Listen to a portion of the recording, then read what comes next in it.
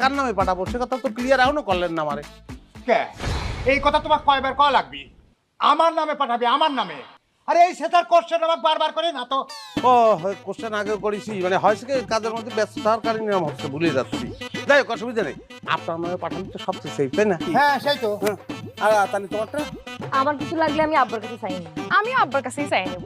এবার কি তুমি দয়া করে ব্যানের মধ্যে উঠবে নাকি আমি ঘরে ঢুকে পড়বো না? আরে কি করতে বলতেছো তুমি, ভেতরে যাওয়া কিসের জন্য? কটা দিন আমার সঙ্গে থাকতো না, কোথায় কোথায় রেখে যায়।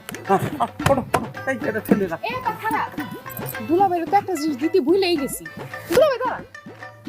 ও আসলেই আমার একটা একদম আপন ছোট বোনের মতো, কি জানি উপহার টুহার দেবে মনে হচ্ছে হ্যাঁ যাওয়ার আগে।